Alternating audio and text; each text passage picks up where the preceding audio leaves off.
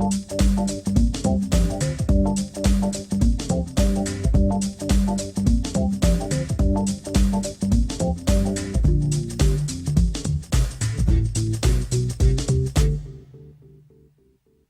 երեկո, Արցախի հանրային հեռուստատեսության եթերում այս տարի առաջին անգամ Նանեն է, որի տաղավարում, ինչպես եւ անցյալ տարի, այս տարի եւս աշխատում ենք մենք, Սաթինե Մինասյանը եւ Խաչատուր Մելքումյանը։ Համաձայնիր, որ տոներից հետո դժվար է աշխատել։ Այո, արդեն ավարտին է մոտենում աշխատանքային առաջին շաբաթը, սակայն աշխատանքային եռանդ չի զգացվում, դեռ ավելին, կասեի, որ այսօր նախատոնական տրամադրությունը բոլորը պատրաստվում են վաղվա օրվան, ըստ բարիավանդույթի հին տոմարով ամանորը նշելուն։ Այդպիսին է մարդու էությունը։ Ամանորը այն բացառիկ տոներից է, որը ուղղակիորեն պարուրված է հրաշքի սպասումով, եւ մենք դժվարությամբ ենք բաժանվում այդ զգացողությունից։ Պատահական չէ, որ տարեստարի ամանորյա տոնածառը ավելի շուտ է զարդարվում, ավելի շուտ է սկսվում ամանորյա եռուզեռը։ Երբեմն ինձ թվում է, որ դուք օգոստոսից եք սկսում նախատոնական պատրաստությունները։ Օգոստոսից չէ, սակայն հոկտեմբերից գուցե։ Հոկտեմբերին, երբ սկսում են անձրևները, խոստովանեմ, որ սիրտս ջերմացնում է ամանորի սպասումը։ Ընդհանրապես ինձ համար ամանորը գույների, բույրերի, համերի ու ձայների յուրահատուկ համադրություն է, որը ասոցացվում է երջանկության հետ։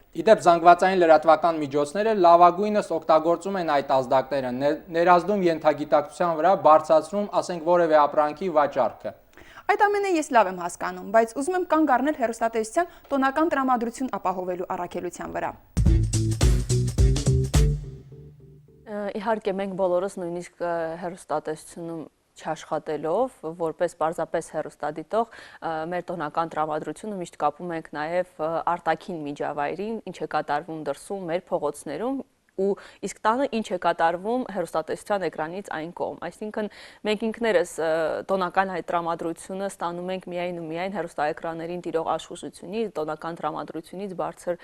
տրամադրությունից, լավ գույներից։ Բնականաբար մենք էլ որպես հեռուստատեսության աշխատակիցներ փորձում ենք նաև նույն տրամադրությունը փոխանցել հեռուստադիտողին։ Եվ պիտի ասեմ, որ ամեն տարի անկախ նրանից, թե ով է լինում խմբագրությունում, ով է լինում պատասխանատուն, ամեն անգամ էլ հեռուստատեսությունը փորձել է ինչ-որ կերպ հետաքրքիր դարձնել ամանորը եւ թեկուզ ես իմ անկությունից հիշում եմ միշտ Իշխան Փարավոնիչին եւ նրա այդ հումորները միշտ կապված էին հենց ամանորի հետ, Արցախյան ավանդույթներ եւ այլն։ Ինչ որտեղ սերունդները փոխվում են, բայց գրեթե նույն պահանջներն են միշտ դրվում մեր առաջ, այսինքն արցախցիների համար ավելի մոտ դարձնել ամանորը, այսինքն ստեղծել ամանորյա մի այնպիսի ծրագիր, որը ոչ միայն կլինի աշխույժ երգերով, գունագեղությամբ առանձնանա, այլ նաեւ ինչ որտեղ լինի արցախյան։ Այս տարի մենք փորձել ենք այդ արցախյանը պահպանել հատկապես մեր էկրանին, թող հեռուստադիտողը մեզների տարբեր թերությունների համար փոքր դերասանական ինչ-որ չկայացած որոշ տեսարանների, մենք փորձել ենք ամեն ինչ անել մեր ուժերով, այսինքն դերասանները եղել ենք մենք, կազմակերպիչները եղել ենք մենք, ադմինիստրատորական աշխատանք, այսինքն այն ամենը, ինչ անհրաժեշտ է ֆիլմի նկարահանման համար, եթե ֆիլմի համար աշխատում է մի ամբողջ թիմ, մենք ընդամենը մի 20 հոգով մասնակցել ենք այդ ամենին եւ բոլոր դերակատարությունները վերցրել ենք, բոլոր պատասխանատվությունը վերցրել ենք մեր վրա։ Ինչ է ստացվել արդյունքում, չեն կարող դատել ինքներս, միայն ու միայն կդատի մեր հեռուստադիտողը, բայց փորձել ենք լինել մաքսիմալ անկեղծ, փորձել ենք փոխանցել մաքսիմալ մեր տրամադրությունը, փորձել ենք ներառել արցախյան կոլորիտը, դրանք լինեն օրհնանքների տեսքով, շնորհավորանքների տեսքով, մեր տատիկների քաղցր խոսքի տեսքով, մեր երիտասարդ աղջիկների զրույցների տեսքով, այն ամենի ու ինչ որտեղ նաև թող հումորը զգա, թեկուզ շատ չեն հումորային տեսարանները, բայց այդուհանդերձ այդ ամբողջ սցենարի մեջ, որ դրսից գալիս է երիտասարդ տղա եւ աղջիկները անմիջապես խառնվում են իրար, փորձելով ու ինչ որտեղ պատկերացնելով իրենց երազանքների ամուսնությունը, երազանքների կյանքը միայն արտասահմանում, իրականում դա այդպես չէ, դա պարզապես խաբուսիկ է եւ վերջում միևնույն է արցախցին փորձում է մնալ իր հայրենիքում եւ միայն ու միայն ընտանեկան կյանքը երանելի եւ իդեալական է դառնում միայն ու միայն իրենց հայրենիքում։ Քանի որ արցախյան գյուղ ենք ներկայացրել եւ Արցախի կենցաղն ենք, արցախցու կենցաղն ենք ներկայացրել, ելի փորձել ենք ամեն ինչ ներառել նրա մեջ, մեջ, ինչը ամբողջացնում է արցախցու կյանքը, դա հոգևորն է, այսինքն գյուղում անպայման խոսքը, ծանրակշիռ խոսքը ունի հոգևորականը, մեր տատիկներին ենք անպայման ընդգրկել, որովհետև երիտասարդ աղջիկներով միայն չեն կարող գյուղ կայացնել, այսպես ասած, ծանրակշիռ է էլի նրանց խոսքը, մեր զինվորի կերպարն ենք անպայման փորձել դնել հիմքում, քանի որ այդ գյուղը ապրում է այն զինվորներով, ովքեր այդ պահին սահմանին են, այն զինվորներով, ովքեր ամեն րոպե, այն երիտասարդներով, ովքեր ամեն րոպե գյուղում ապրելով միշտ պատրաստ են իրենց գյուղը պաշտպանել թշնամուց, եւ սա մեր կենցաղի մի մասն է, ինչքան էլ որ մենք չուզենք, որ այսպեսին լինի մեր կենցաղը, բայց պետք է այդպեսին լինի դեռևս։ Ամեն ինչ փորձել ենք ներառել, թե ինչքանով ճիշտ կընկալվի հեռուստադիտողի կողմից, թերևս կսպասենք նաև արձագանքների։ Ընդհանրապես տարեկան մենք քանի տոն ենք նշում։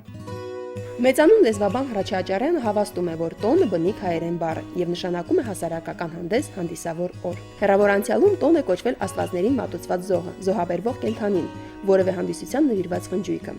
Ժամանակների հետ տոնի իմաստը սեղմվել է, կայունացել եւ ստացել նշանավոր դեպքի կամ իրադարձության առիթով տեղի ունեցող հանդիսություն կամ հանդիսավոր օր իմաստը։ Ազգային են կոչվում վաղնջական ժամանակներում ծնունդ առած տոները։ Օրինակ, մի քանի հազար տարվա հնություն ունեն նավասարտյան տոները, որ հայ ժողովուրդը հանդիսավորապես նշում էր Բագրևան գավառում, Արածանի գետի ափին։ Այն նաև պետական տոն էր, որովհետև հայոց պետությունը հոգ էր տանում, որ այդ տոնը նշվի պատշաճ մակարդակով։ Նրան մասնակցում են թագավորն ու թագուհին, արքունի զորքը, նախարարները, հայոց մեծամեծերը։ Պատմության քարոզիներում հայ ժողովուրդը պահպանել է ազգային, պետական ու եկեղեցական մի շարք տոներ։ Որոշ տոներ էլ մոռացության են մատնվել։ Հայկական տոներին հատուկ են մեծ բազմությունների հավաքները, մրցախաղերը, ձիարշավները, երգն ու պարը, ասմունքը, փոխադարձ նվիրատվությունները, ճոխ ճաշկերույթները։ Դրանցում արտացոլվում է ազգային նկարագիրը, հայկական ոգուն բնորոշ դրսևորումները։ Պետական տոները հիմնականում արտահայտում են երկրի ու ժողովրդի համար պատմական պահերը։ Հայոց ազգային սովորույթներից է ընտանիքի անդամների ծննդյան, ամուսնության տարելիցները, նրանց կյանքում տեղի ունեցած մյուս կարևոր իրադարձությունները հանդիսավորապես նշելը։ Հարազատների մասնակցությամբ անցկացվող ընտանեկան այդ տոնակատարությունները նպաստում են ընտանիքի ամրապնդմանը, տոհմական ավանդույթների պահպանմանը, հայրենի հողի հանդեպ սերն անշեշ պահելուն։ Հայոց պետական անկախության ներկա ժամանակաշրջանում բոլոր հնարավորություններն են ստեղծվել ընտանեկան այդ հանդիսությունների շարքում ներառել նաև ազգային, պետական ու եկեղեցական տոները, որոնք խորհրդանշում են մեր ազգային համերաշխությունը, մեր միասնական գոյամարտը, հայկական պետական կառույցի հաստատումը, մեր հազարամյա երազանքների իրականացումը։ Սակայն բոլոր նշանավոր իրադարձությունները չեն, որ ուրախառիթ են։ Կան նաև նահատակների, մարտիրոսների օրեր, մեռելոց օրեր, բոլորովին վերջերս էլ ազատամարտիկների հիշատակի օրեր։ Տոնը գիտենք, որ ուրախություն է, խնջույք է նաև մեր հայկական իրականության մեջ, նաև բոլոր մարդկանց իրականության մեջ։ Սակայն քրիստոնեական տոնը այլ բան է։ Քրիստոնեական տոնը դա այն է, երբ մենք տոնելով տվյալ տոնը, Սրբոց տոն կլինի, Տերունի տոն կլինի, մենք անմիջապես միանում ենք Աստծո հետ, Աստծուն ընդունում ենք մեր մեջ եւ այն շնորհները, որ տալիս է Աստված, մենք վերակենդանացնում ենք։ Հունվարի 6-ին տոնել ենք Քրիստոսի ծնունդը, ինչ է իրենից ներկայացնում։ Դա ոչ թե այն ժողովրդական ուտեստներն են, կամ ձուկն է, կամ չգիտեմ, փլավն է, որ պիտի ճաշակենք, այլ դա հաղորդակցվելն է Քրիստոսի ծննդյան հետ եւ Քրիստոսի ծնունդը մեր մեջ ընդունելը։ Տոնի բուն իմաստը սա է, ոչ թե խնջույքները, այլ հոգեվոր իմաստը։ Կապ չունի դա աշխարհիկ տոն է, թե եկեղեցական տոն է։ Տոնի բուն իմաստը մենք պիտի փնտրենք եւ դրանով իսկ տոնեն, դրանով իսկ ուրախանանք, հաղորդակից լինենք տոնի բուն իմաստին, հիմքին, ոչ թե արտաքին ձևերին։ Տոնացույցը իր մեջ ներառում է բոլոր այն տոները, Սրբոց Տերունի տոները եւ նրանց ծիսակարգը, ընթերցվածները եւ մնացած այլ բաները, ինչը որ կապված է տվյալ տոնի հետ։ Տոնացույցը մեր եկեղեցի մտցրել են Սահակ Պարթև հայրապետը եւ Մեսրոպ Մաշտոցային, որտեղ հետագայում Գրիգոր Արահեսացի, Ներսե Շնորհալի հայրապետները եւ այլ հայրապետներ ու վարդապետներ այն լրացրել են։ Այն տեսքը, որ ունենք վերջնական, հիմա Սիմեոն Երևանցու հաստատացն է։ Իսկ եկեղեցական տոնացույցը նույն բաժանված է 3 մասի՝ Սրբոց տոներ, Տերունի տոներ եւ Պահոց օրեր։ տարվա գրեթե կեսը պահոց օրեր են։ Մնացած կեսը բաժանված են Տերունի եւ Սուրբոց տոների միջեւ։ Ինչու ենք ասում Տերունի։ Տերունին այն տոներն են, որոնք տնօրինական իրավիճակներն են, այսինքն այն տոներն են, որոնք որ անմիջապես կապված են Քրիստոսի հետ։ Որոնց մեջ նաև կան այլ տոներ, որոնք կապ ունեն էլի Քրիստոսի հետ, բայց ոչ անմիջական կապ։ Այսինքն ավետումը կլինի, դա կլինի վերափոխումը Սուրբ Աստվածածնի, եկեղեցու տոներ, խաչի տոներ։ Սրբոց տոները նրանք են, որոնք նվիրված են մարտիրոսներին, նահատակներին։ Եվ ահոց օրերը արդեն պարզ են ինչ է իրենից ներկայացնում, որի ժամանակ մենք ապաշխարում ենք պահում։ Ընդհանրապես եկեղեցական օրացույցը այնպես է դասավորված, որ այդ 6 ամիսները, որ նշեցի, պահոց օրերը միանգամից իրար հետևից չեն, բաժանված են, կան օրապահքեր, կան շաբաթապահքեր, կա 40-մարտական պահքը, հիմնական պահքերը չորեքշաբթի եւ ուրբաթ օրերն են, կապված Քրիստոսի մատնության եւ խաչելության հետ։ Կան օրապահքեր, որոնք դրված են ինչ-որ տոներին նախորդելիս, բայց երեքշաբթի, երկուշաբթի, հինգշաբթի, շաբաթ օրերին դրված են արդեն Տերունի Սրբոց տոներ։ Տերունի տոները հիմնականում կիրակի օրերն են, բայց Սրբոց տոները երկուշաբթի, երեքշաբթի, հինգշաբթի, շաբաթ, գրեթե ամեն շաբաթ այսպես են բացառությամբ այն հրահանգները, որոնք որ արդեն բախի մեջ են մտնում։ Մեծ տոներին, քանի որ մենք հոգեանգիստ չենք անում, հաջորդ օրը դրված է հիշատակության պատարագ։ Լեռնային Ղարաբաղի Հանրապետության տոների եւ հիշատակի օրերի մասին ԼՂՀ օրենքով Արցախում սահմանվել են հետեւյալ տոները. Ամանոր եւ ծննդյան տոներ նշվում են դեկտեմբերի 31-ից հունվարի 6-ը, ոչ աշխատանքային օրեր են։ Արցախի վերածննդի օր, փետրվարի 20, Մայրենի լեզվի օր, փետրվարի 21, Հայրենիքի պաշտպանի օր, փետրվարի 23, Կանանց միջազգային օր, մարտի 8, ոչ աշխատանքային օր է։ Մայրության եւ գեղեցկության տոն, ապրիլի 7, ոչ աշխատանքային օր է։ Աշխատավորների համերաշխության միջազգային օր, մայիսի 1, ոչ աշխատանքային օր է։ Հաղթանակի տոն, Լեռնային Ղարաբաղի Հանրապետության Պաշտպանության բանակի եւ Շուշիի ազատագրման օր, մայիսի 9, ոչ աշխատանքային օր է։ Հայաստանի առաջին հանրապետության օր, մայիսի 28, ոչ աշխատանքային օր է։ Երեխաների պաշտպանության միջազգային օր, հունիսի 1, Գիտելիքի եւ դպրության օր, սեպտեմբերի 1, Լեռնային Ղարաբաղի Հանրապետության օր, սեպտեմբերի 2, ոչ աշխատանքային օր է։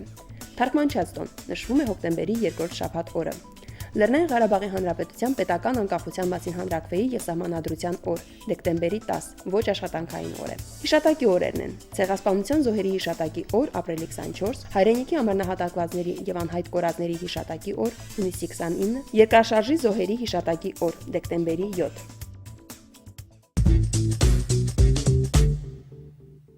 Մարդիկ կարիք ունեն տոների եւ եթե դրանք վերազգային արժեհամակարգից բացակայում են, ապա շատ արագ լրացվում են օտարով, հատկապես երիտասարդների եւ պատանիների շրջանում, որոնք նույնիսկ չգիտեն այդ տոների ծագումնաբանությունը եւ նպատակը։ Դա բնական է, որովհետև երիտասարդների մոտ արյունը եռում է եւ նրանք ամեն կերպ փորձում են հետաքրքիր դարձնել մեր կյանքը, շատ լավ, շատ դրական է։ Բայց մենք մի ցավալի բան պիտի ասեմ, որ վերջի տարիներին մենք չգիտես ինչու եվրոպական տոներն ենք վերցնում, փորձում սարքել մերը, արհեստական տոները, բայց մենք ունենք ողնուծով sense մեզ փոխանցված տոներ, մեր բնական տոները, մեր հայ եկեղեցական տոները, մեր հայ տոները ընդհանրապես, ոչ միայն եկեղեցական, այլ նաև աշխարհիկ տոները, որոնք ավելի բարին են սովորեցնում։ Քանթը, ասենք, օրինակ Halloween կոչվածը, որը չարի հետևանքն է։ Մենք ունենք Սուրբ Սարգիս, դրան համարժեք, որը էլի սիրո բարեխոսն է, բայց չգիտես ինչու մենք օտարինն ենք նշում, բայց մերը մոռանում ենք։ Ես կհորդորեմ մեր ժողովրդին, որ անդրադառնան մեր տոներին եւ դրանք փորձեն իրենց մեջ ընդունել։ Մեր բնական, մեր արյունի մեջ դրված են դրանք։ Ուղղակի մենք պետք է վերակենդանացնենք։ Ես ուզում եմ ոչ, ուղղակի իմ հոգին պահանջում է վերադառնալ ամանոր։ Վաղը, ինչպես եւ գրեթե բոլոր մեր հայրենակիցները, ես պատրաստվում եմ հին տոմարով ամանորը նշել։ Իդեպ, Արցախի հանրայինի եթերում, հարգելի հեռուստադիտողներ, դուք կարող եք մեր ամանորյա եթերի կրկնությունը դիտել։ Իսկ այս պահին առաջարկում եմ բարձել մեր հոգու տոների ձգտումը հոգեբան, հոգեթերապևտ Անահիտ Լալայանի հետ։ Բարև ձեզ Տիկին Լալայան, շնորհակալություն մեր հրավերն ընդունելու համար։ Գիտենք, որ հունվարի առաջի շաբաթը բավականին դժվար է տրամադրվել աշխատանքով զբաղվել, սակայն դուք մեր հրավերը չմերժեցիք, դրա համար շատ շնորհակալ ենք։ Տիկին Լալայան, ինչով է պայմանավորված մեր հոգու տոների ձգտումը։ Նախ եւ առաջ մենք որպես մարդիկ, որպես ցիվիլիզացիայի ներկայացուցիչներ բնականաբար ստեղծել ենք ինչ-որ ռիտուալներ, ինչ-որ ատրիբուտիկա, որպեսզի կարողանանք այ մեր առօրյան ամբողջ տարվա կտրվածքով մեր աշխատանքը կարողանանք ներկել ավելի վառ գույներով, վառ երանգներով։ Եվ դրա համար ոչ միայն ամանորյա տոներն են կարևոր մեզ համար, այլ մենք ամբողջ տարվա կտրվածքով նաև փորձում ենք զանազան պատճառներ գտնել, որպեսզի այդ տոնական տրամադրությունը մենք մեր մոտ ունենանք եւ ինչու՞ չէ նաև որպեսզի մեր զվարճալի իրավիճակները ավելի երկարացնենք այն առումով, որ վերջի ժամանակահատվածում ամբողջ աշխարհով մեկ տեղի ունեցող այս ճգնաժամային իրավիճակները, պատերազմները, բնականաբար ահագին ռեսուրսներ են մեզանից որպես մարդիկ վերցնում եւ մենք այդ ռեսուրսները ակամա թե ակամա պետք է վերականգնենք եւ վերականգնում ենք ինչպես այն նմանատիպ տոներով, նմանատիպ զվարճալի միջոցառումներով ուղղակի չափը ամեն մեկը ինքն է որոշում, թե որտեղ է եւ ինչ ձևով է իր մոտ հնարավոր այդ չափի զգացողությունը ունենալ կամ դրսևորել։ Վաղը բոլորս նշելու ենք հին տոմարով ամանորը։ Համոզված եմ, որ բոլորն են նշելու, որովհետեւ կարծես ուզում ենք վերապրել այդ տոնական իրադարձությունը։ Դա ինչով է պայմանավորված։ Նույնպես երևի թե որպեսզի շարունակենք մեր տոնական այդ տրամադրությունը, որպեսզի ավելի ինչքան հնարավոր է մենք տարվա մեջ նույնպես էլի չնայած արդեն աշխատանքային օրեր են, բայց նույնպես փորձում ենք եւս մի կարևոր օր գտնել, որպեսզի այդ տոնական տրամադրությունը մի քիչ փնտրում անընդհատ։ Երևի թե դուք ամենաճիշտ բառը գտաք, այո, առիթ, որովհետեւ դա ոչ թե պատճառն է մեր ուրախության, այլ առիթն է մեր ուրախության։ Իդեպ շատ մենք հասարակության մեջ ունենք զանազան կատեգորիաներ մարդկանց, ովքեր փնտրում են, ասենք, արևելյան տարեմուտ, չինական տարեմուտ, ինչու՞ չէ նաև մեր եկեղեցական հունվարի 7-ներ, չէ, տարբեր ձևով մենք փորձում ենք մեր այդ տարվա սկզբում տարբեր օրեր գտնել, որպեսզի մեր տրամադրությունը, այդ տոնական տրամադրությունը ավելի երկարացնենք, այսինքն մի քիչ ավելի ուշ մտնենք այս աշխատանքային երուզերի մեջ։ Չափի մասին խոսեցինք, ուզում եմ հասկանալ հոգեբանության տեսանկյունից մարդուն ինչքան հանգիստ է պետք 365 օրերից քանիսն են, որ ցանկալի է, որ մարդ օրինակ այսքան օրը, ես հաշվել եմ մոտավորապես մեր տոնորերը ոչ աշխատանքային, մոտ 10-15 օր է ստացվում, այնքան էլ շատ չէ ըստ էության։ Ինչքանն է, որ բավարար է, որպեսզի մարդ իր աշխատանքից հանգստանա։ Շատ հետաքրքիր հարց տվեցիք, որովհետև սա շատ անհատական եւ յուրահատուկ մոտեցում է պահանջում։ Չի կարելի սահմանել, սահմանափակել մարդու ցանկությունները, որովհետև դա միևնույն է, անհնար է։ Մարդ եթե ուզում է զվարճանալ, ուզում է հանգստանալ, չի ուզում աշխատել, ոչ ոք չի կարա իրեն պարտադրի։ Ինչքանով էլ դուք ձեր աշխատանքային գրաֆիկը կամ օրերը երկարացնեք, այնուամենայնիվ այդ մարդը զլանալու է իր աշխատանքում։ Իսկ եթե երկարացնենք, բնականաբար դա էլ չի կարելի պարտադրել, որովհետև կա մարդ, ով ուզում է աշխատել, ենթադրենք թե, հա, բայց այնուամենայնիվ իրեն, այո, բայց իրեն պարտադրում եմ դու աշխատանքային օր չի հանգստյան օր է կամ տոնական օր է, դու կարող ես պարտավոր ես հանգստանալ կամ ուրախանալ, ինչու՞ չէ նաև տվյալ մարդը կարող է ունի ինչ-որ անհատական պատճառներ, որպեսզի այդ ուրախությունը իր մեջ չկա, եւ այդ պատճառները, առիթները իրեն չեն էլ գոհացնում։ Այսինքն սրանք շատ յուրահատուկ եւ անհատական մոտեցում են պահանջում եւ հոգեբանությունը ոչ մի անգամ որպես գիտություն չի զբաղվում այդ ստատիստիկ տվյալները շտկելով կամ կարգավորելով կամ պարտադրելով։ Իդեպ հոգեբանության մեջ չկա պարտադրանք հասկացությունը։ Կա ամենակարևորը հաշվի առնել մարդու ցանկությունը, ինչու՞ չէ նաև պարտականությունները, այն առումով թե այդ մարդը, տվյալ անձը, ինչպես է իր պարտականություններն ու իրավունքները կամ ցանկությունները համաբաշխում իր մեջ։ Երևի այն հիմնարկները, որտեղ հաճախակի կորպորատիվ միջոցառումներ են կազմակերպվում եւ այլն, երևի ավելի մեծ հաճույքով են աշխատում արդյունքում մարդիկ։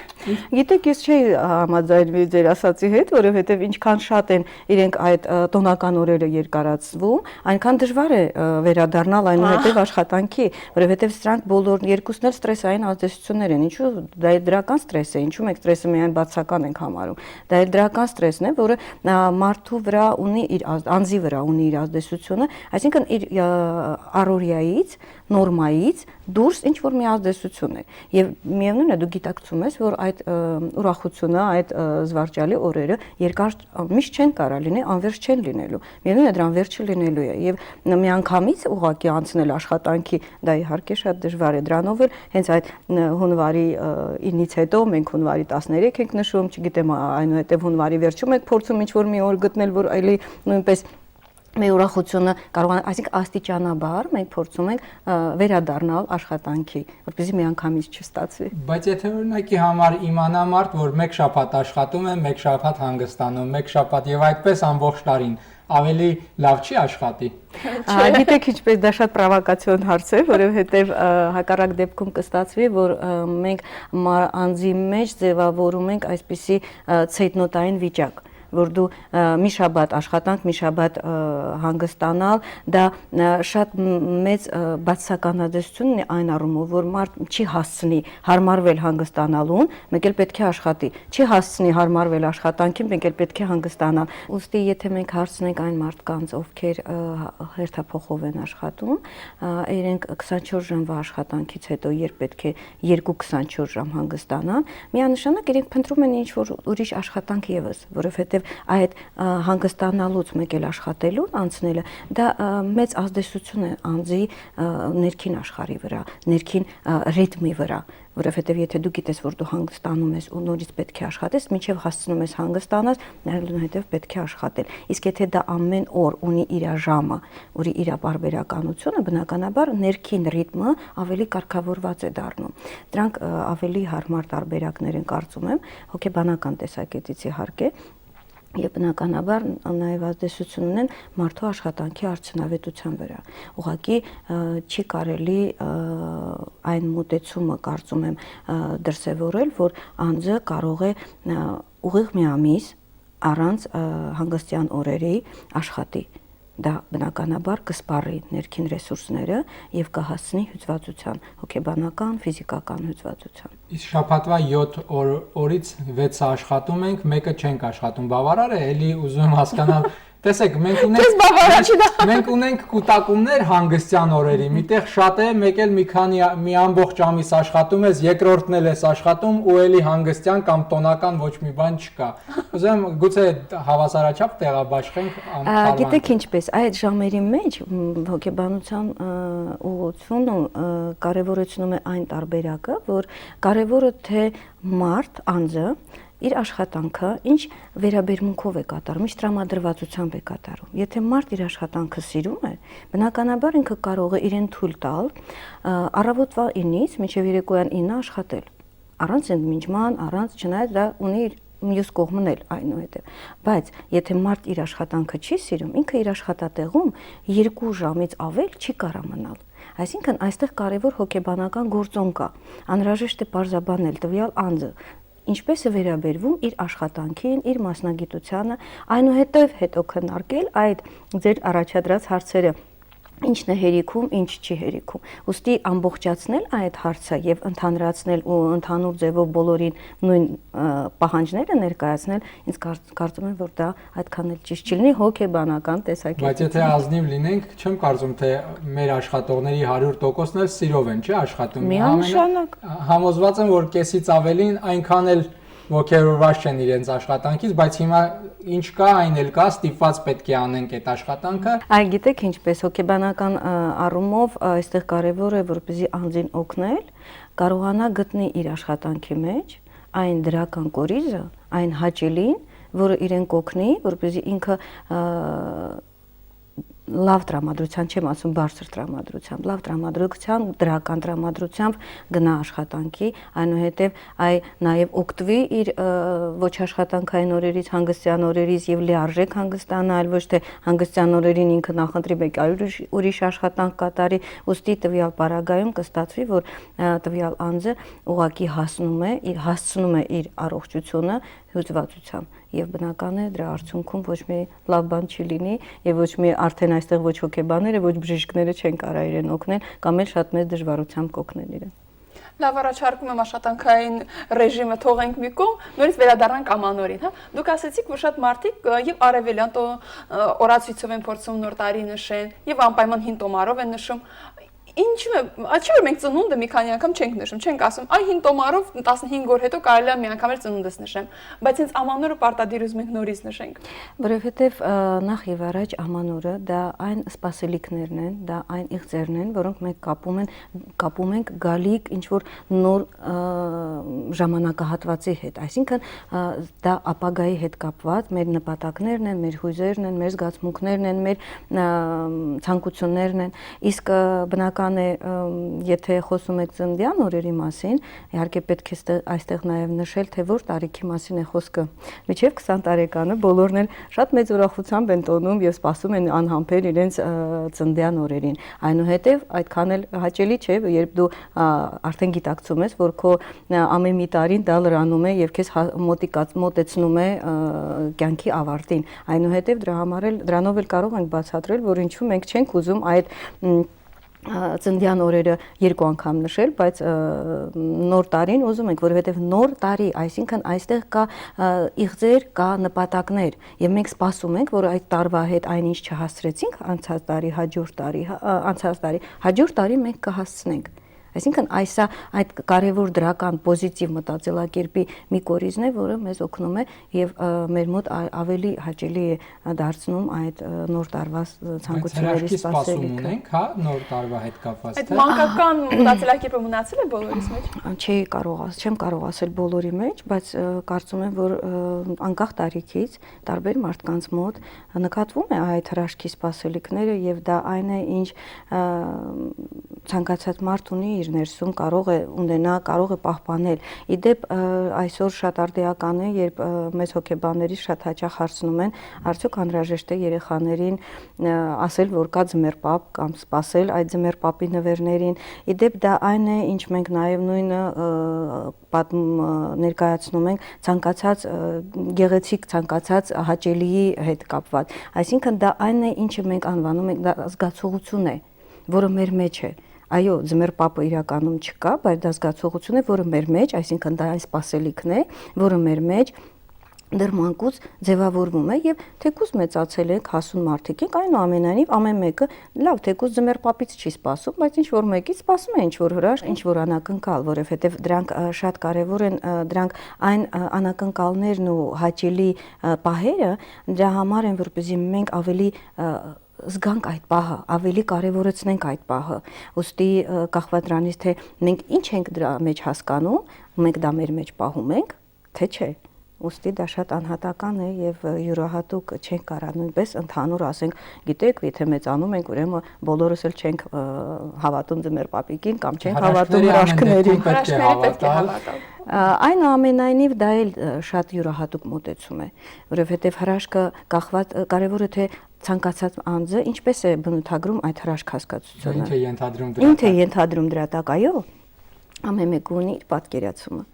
Մեկի համար օտարությունից վերադարձած հարազատն է հրաշք դառնում արդեն։ Այո։ Մեկի համար ուղղակի իր, այո։ Երազած խաղալիք։ Խոսեցինք երեխաների մասին, նրանց դպրոց հաճախել այսօր աշխատանք է։ Դպրոց են գնում խեղճերը, հետո մենք էլ ենք գնացել, բայց իրենցը այսօր իսկապես աշխատանք է, հետո տանն են ավելի շատ պարապում է դասերի հետ կապված, ծնողներն են մասնակցում, իրենց հանգստի, իրենց տոները ինչպես կազմակերպենք, որ այդ կրթական process-ից մի քիչ հանգստանան։ Իդեպ շատ հետաքրքիր է դա, որովհետև դա ավելի շատ ծնողների բեռն է, ծնողների հոգսն է, որովհետև երեխայի համար, ինչպես դուք նշեցիք քիչ առաջ, հնարավոր է մի փոքրիկ խաղալիքներ իր օրը շատ գեղեցկացնի ու շատ ուրախացնի իրեն։ Ուղղակի կարևոր է, որ այդ տեսեք հետտոնական կամ հետտոնական օրերին մենք շատ նմանատիպ իր կազմակերպում են շատ նմանատիպ միջոցառումներ, որպեսզի երեխան ամբողջ օրը տանը նստած համակարգչի դիմաց կամ հեռուստատեսության դիմաց չնստի ու ամբողջ օրը ուղակի չծախսի, այլ ավելի շատ միջոցառումների մասնակցի։ Դրա համար այն նաև մեր էմպաթիա կենտրոնում էլ մենք ունենք նմանատիպ միջոցառումների ցանկ, եւ որտեղ երեխաները հենց այս տոնական օրերի մասնակցել են եւ դեռ շարունակելու են մասնակցել, որովհետեւ դրանք միայն տոնական օրերի համար չեն։ Այսինքն ամեն օրվա մեջ կա ժամ, որ երբ երեխան կարող է հաճախել եւ շատ հետաքրքիր ձևով իր առօրյան անցկացնի։ Դա կլինի եւ ուսուցողական, եւ կլինի հետաքրքիր ժամանց, եւ դա այն ձևը կազմակերպված մասնագիտական, որպեսզի երեխան չհոգնի, այլ հակառակը հանգստանա իր դասերից, կարողանա եւ մի նորություն սովորի, եւ մի նոր բան սովորի, այնուհետեւ նաեւ լիցքաթափվի։ Եթե իսկ ծնողը չի կարողանում կազմակերպել երեխայի համար կամ օժանդակել, որպեսզի երեխան մասնակցի նմանատիպ միջոցառումներին, ապա տանը ընտանիքում կարող են նույնպես կազմակերպել տարբեր խաղեր երեխաների հետ, ինչու՞ չէ նաև հեքիաթներ կարդալ, գիրք կարդալ հետաքրքիր, այնուհետև երբ երեխան զգում է, որ մայրիկը կամ հայրիկը իր հետ նստած ինչ որ մի ընդհանուր զբաղմունք ունեն, դա իր համար եւ հրաշք է, եւ հետաքրքիր ժամանց է, եւ ամենակարևորը ջերմություն է։ Խոսենք նաև տրամադրության մասին։ Կարելի է հաճախ լսել, որ տրամադրություն չկա, ինչ տոն, ինչ բան։ Ժամանակակից պայմաններում մենք շատ հաճախ ենք չի ականատես լինում, երբ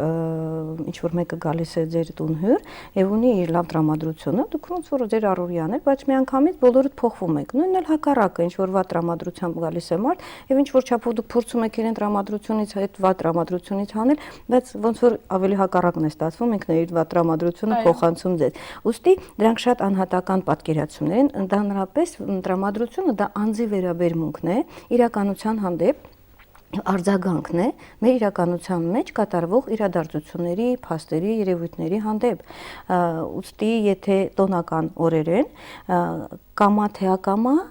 դու ընկնում ես այդ ազդեցության տակ եւ ինչքան էլ դու քո ներսում ասում ես չէ, այդքան էլ տրամադրություն չկա կամ այդքան էլ հակված չեմ այդ տոնական երուզերին, բայց այնուամենայնիվ, եթե դու տեսնում ես, որ կողքդ շատ երջանիկ մարդիկ կան, իրենք ինչ որ բանով ուրախանում են, ուզես թե չուզես, քո մոտ էլ է ինչ որ ձևով բացվում այդ վերաբերմունքը, ուղղակի, եթե դու ունես դոմինանտա, բացական դոմինանտա, որը ճնշում է քեզ, որը քո հոգեկանի վրա մեծ ազդեցություն ունի, բնականաբար այդ տրամադրությունը այդ բaragայում մի քիչ ճնշվում է եւ դժվար է լինում այդ տրամադրությունը ավելի վերականգնել կամ ավելի դրական դարձնել։ 5 տաղավար տոներից հետո ունենք մեռելոցներ, դա ինչպես է անդրադառնում մարդու ներաշխարի վրա, նաև չենք աշխատում այդ օրերին, բայց բոլորս էլ ինչ որ բացասական էմոցիաներ, հարազատի կորուստ եւ այլն, սա ձեր տեսանկյունից լավ է թե վատ է։ Իդեպ ես միշտ ձերծ եմ մնում որպես հոգեբան նմանատիպ գնահատական է տալ ցանկացած իրավիճակի իրադրության ընդհանուր առմամբ, որովհետև նորից եմ կրկնում ցանկացած հարցում մենք մոտիկանում ենք անհատական ձևով։ Այսինքն եթե մարդ բողոքում է եւ զգում է, որ իսկապես այդ անընդհատ շեշտադրելը իր կորուստի մասին կամ իր վշտի մասին դա իրեն բացական ապրումներ է խաղորդում, բնական է շատ վատ անդրադարձ կլինի տվյալ անձի վրա եւ դա պետք է հարգել նույնպես։ Ուստի երևի որպես պատասխան ձեր հարցի ես կարող եմ ասել, որ ցանկացած ապրում, դա լինի դրական թե բացական, չպիտի լինի պարտադրված։ Այսինքն մենք չենք կարող մարդուն պարտադրել, դու անպայման նշի այդ օրը կամ դու սքա այդ օրը կամ դու անպայման հաճախի ինչ որ գերեզմանոց կամ ինչ որ արարողության, դա մարդու հոգեվիճակն է եւ ոնց կարող ենք մենք մարդուն պարտադրենք ունենալ այս կամ այն հոգեվիճակը։ Այսինքն դա մարդ ինքը անձը ինքը պետք է ընտրի։ Ինչպես մեզ տրամադրենք հոգեբանորեն, որ վերջ տոները ավարտվել են, պետք է սկսենք աշխատել։ Դուք շատ ճիշտ բառ օգտագործեցիք տրամադրել։ Դա արհեստական ձևով չի լինում։ եւ չկա այդպիսի մի բաղադրատոմս, որպեսզի մենք գրենք, ասենք, այսպիսի քայլեր կատարեք կամ այս սխեմային հետևեք եւ ձեր տրամադրվածությունը կդեվավորվի կամ դուք կտրամադրվեք դրական կամ աշխատանքին լուրջ անցնեք։ Այնուամենայնիվ կարծում եմ դա նորից երևի կրկնեմ իմ ասածը, որ եթե ցանկացած տվյալ անձը սիրում է իր աշխատանքը, բնականաբար ինքը մեծ ողջավորությամբ վաղը կգնա աշխատանքի, իսկ եթե չի սիրում, դա կլինի իր համար եւս մեկ հիշեցում, որ ինչու ես նորից վերադառնում եմ այն աշխատավայրը, որը ես տանել չեմ կարող։ Այսինքն դա այդքան էլ տոների կամ հետ տոնական վիճակի հետ չկապված, ավելի շատ կապված է նրա հետ, թե ինչպես եմ ես վերաբերվում իմ աշխատանքին։ Աշխատանքին գնալու խթանիչներ են պետք, որոնք աշխատանք կազմակերպողները պետք է այդ ուղղությամբ մտածեն։ Իհարկե կարելի է կողմնակի երևույթներով մի քիչ ողջավորվել, այ կգնամ գործընկերներիս կտեսնեմ։ Գիտեք ինչպես դա շատ ուղղակի դա շատ տարածված հասարակական մոտեցումներ են, դրանք հոգեբանության հետ ոչ մի կապ չունեն, պետք է շփոթել հոգեբանության հետ։ Ես ինչու եմ դա շեշտում, որովհետև շատ հաճախ կարծում եմ, որ հոգեբանները դրանք այն բաղադրատոմսեր տվողներն են կամ այն մեծ լավ խորհուրդներ տվողներն են, ովքեր ինչու հոգեբաններն էլ նույն մարդիկ են, եթե հոգեբանը չի սիրում իր աշխատանքը, բնականաբար ինքը վաղը չի էլ կարա հաճույքով մեկնի իր աշխատանքին, հակառակը կասի, վայ, ես էլի նորից պիտի գնամ, էլի այցելուներ ընդունեմ, հա, իսկ եթե ինքը իր աշխատանքը սիրում է, բնականաբար մեծ ողջավորությամբ է գնալու եւ իր աշխատանքը շարունակելու է։ Այսինքն դա ցանկացած մասնագիտությամբ, ցանկացած պարագայում շատ անհատական է։ Եվ պետք չի ասենք, որ սա հոգեբանը կգա, կասի ինչ անենք, որպեսզի բարձր տրամադրությամբ վաղը գնանք աշխատանքի։ Եթե ես ուզում եմ աշխատել, ես աշխատում եմ։ Եթե չեմ ուզում, ես փնտրելու եմ ոչ միայն տոնական օրերի պատճառներ, այլ խնդրելու եմ հիվանդություններ, խնդրելու եմ ինչ-որ կարևոր գործեր, ինչ-որ որպեսզի ես խնդրվեմ աշխատանքից եւ փախնեմ աշխատատեղից, չէ՞։ Մի խոսքով հոգեբաներ հրաշագործներ չեն։ Միանշանակ։ Մենք նաեւ չխոսեցինք այն մասին, որ կան մարդիկ, ովքեր հենց տոն օրերին աշխատում են, հերթապահում են, այո, սահմանին են կանգնած, հրշեջ ծառայություն, շտապ օգնություն, ոստիկանություն, բոլորը չեն դռները փակում գնում։ Նաեւ ապահովում են մեր լավ հանգիստը։ Այո, եւ դա շատ պարտավորեցնող ու շատ բարձր ներքին ռեսուրսներ ու ներքին պատրաստակամություն պահանջող աշխատանք է։ Մենք խոսեցինք, չէ՞, տրամադրվածության մասին, եւ եթե դու գիտես կամ տրամադրության մասին, եթե դու տեսնում ես, որ բոլորը շուրջ բոլորը հանգստանում են, ինչով ուզում ես զբաղվում են, ուզում են գործի են գնում, չեն ուզում են հանդիպում են իրենց ընկերների հետ, գործընկերների հետ, չեն ուզում, չեն անում, որովհետեւ հանգստյան օրեր են, ազատ օրեր են։ Իսկ դու անընդհատ քո աշխատանքի մանավանդ պարտականություններ ունես, պատասխանատվություն ունես, իհարկե սրանք այն արժեքներն են, որոնք օգնում են անձին նախ զբաղվել այդ գործով տարվա մեջ ամբողջ օրը, բոլոր օրերը, այնուհետև հենց այդ տոնական օրերին, որովհետև այդ տոնական օրի քո անձնական ներդրումը ինքն էլ գործնական ներդրում է դա, չէ, այլ ոչ թե հանգստանալով ներդրում, դա շատ մեծ դեր է խաղում տվյալ անձի,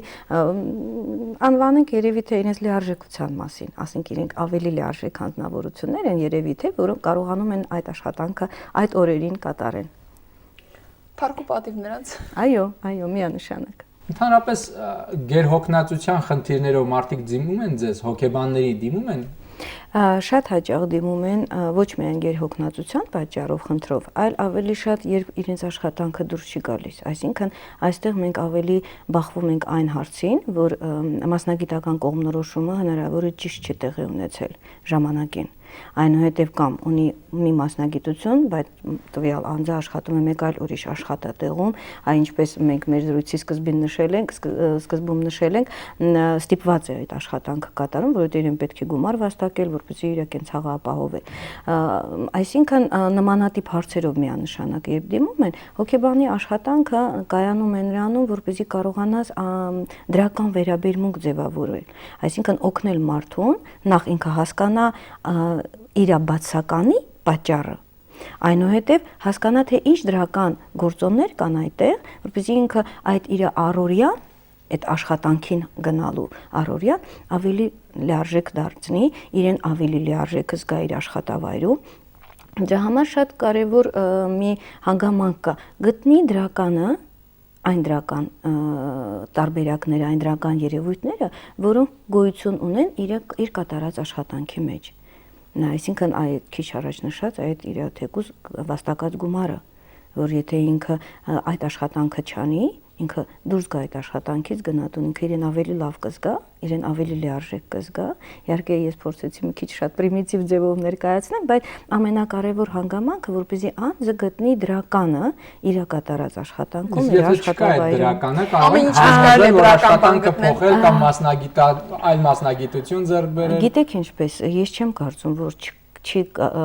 կարող է պատահի այնպիսի աշխատանք լինի, որի մեջ չկա դրականը։ Ցանկացած աշխատանքի մեջ կա դրական գործոն։ Ուղղակի տվյալ անձը այդ դրականը տեսնում է նախ, երկրորդը ընդունում է,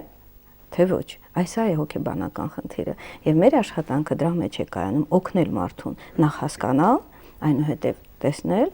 ընդունել թե չընդունելը դա իր իրավունքն է։ Մենք ոչ մեկին չենք պարտադրի ընդունի այն տարբերակը կամ ստիպված նորից շարունակի այդ աշխատանքը կատարել կամ մենք ասենք, չէ, գիտես, դու արդեն հասել ես այն եզրին, որ պետք է աշխատանքը թողես, հեռանաս։ Մենք նմանատիպ կտրուկ քայլերի չենք դիմում։ Ամեն դեպքում մենք փորձում ենք օգնել մարդուն հասկանալ։ Լալային նաև մեզ մի փոքր խորհուրդ տվեք, թե ինչպես երեխաներին տրամադրենք այս արձակուրդներից հետո նորից գնան դպրոց, նորից սկսեն տանջվել, դա ինչպես անենք, որպեսզի նրանք հաճույքով անեն, գուցե ինչ որ գաղտնիք կա, որ կարելի է երեխաներին տրամադրել, որ իրենք իսկապես հաճույքով դպրոց հաճախեն։ Իսկ դուք երբևիցե որպես ծնողներ հարցրել եք ձեր երեխայից, թե ինչու ինքը արձակուրդից հետո չի ուզում գնալ դպրոց։ Երբ դուք հարցնեք, դուք կստանաք պատասխանը, եւ ձեր երեխաները ձեզանից լավ կբացատրեն, թե ինչն է պատճառը, որ իրենք այդ դժվարությամբ են գնում դասի։ Հենց ամեն մեկի ասացի մեջ էլ դուք իմանալով իսկությունը կկարողանաք իրենց օգնել։ Հակառակ դեպքում չի լինի տենց բաղադրատոմս, որ ասենք բոլոր ծնողները այդ բաղադրատոմսով առաջնորդվեն եւ իրենց մոտ ամեն ինչ կստացվի։ Առաջի հերթին անհրաժեշտ է ծնողը հարց տա իր երեխային, փորձի հասկանա իր երեխային, իսկ ինչու՞մն է դժվարությունը, իսկ ի՞նչն է, որ քո մոտ չի ստացվում, ի՞նչն է, որ քեզ դուր չի գալիս։ Իդեպ, գիտեք, մենք շատ հաճախ խոսում ենք այն հարմարվելու մասին, հա, ադապտացիայի մասին, երեխային դպրոցի թեկուզ ժամերին, թեկուզ այդ գրաֆիկին, ռեժիմին, չէ, այնուհետև դասապրոցեսին, բայց մենք երբևիցե չենք խոսում դրա մասին, թե արդյոք դպրոցը ադապտացվում է ինքը երեխայի հնարավորություններին։ Այսինքն հակառակի մասին մենք չենք խոսում։ Այսինքն այս է կարևորը։ Ուստի երեխայի հենց այդ բացասական վերաբերմունքը այդ գործընթացի, այսպես անվանենք, իդեպ Խաչատուրը շատ ճիշտ նշեց, որ երեխայի աշխատավայրն է դա, այո, դա էլ իրենց աշխատավայրն է, եւ որպեսզի երեխայի մոտ այդ դրական վերաբերմունքը ձևավորվի, նախ եւ առաջ պետք է հասկանալ, իսկ ինչու՞մն է նրա բացասական վերաբերմունքը, ինչու՞մն է նա տեսնում այդ վատը, ի՞նչն է նրան ճնշում, ի՞նչն է նրան խանգարում։ Այնուհետև կկարողանաք, եթե իմանաք, ուրեմն կկարողանաք էլ հետո օգնել։ Մեծ գաղտնիք չկա այստեղ։ Լավ, շնորհակալություն։ Ձեզ շատ շնորհակալություն։ Ձեզ շնորհակալություն համար, հետոնական այս տրամադրությունը ստեղծելու համար։ Վաղն էլ ձեզ ցանկանում ենք հաճելի ժամանց։ Եվս մեկ անգամ շնորհավոր ենք անցած ամանորն ու Սուրբ Ծնունդը։ Ձեզ էլ շնորհակալություն, ես էլ ձեզ եմ շնորհավորում եւ ցանկանում եմ նորանոր հաջողություններ ձեր աշխատանքում եւ ամենակարևորը առողջություն եւ ֆիզիկական եւ հոգեկան։ Շնորհակալություն։ Մնում է միայն մի բան ավելացնենք, թող ձեր հոգում միշտ տոն լինի։ Ցտեսություն։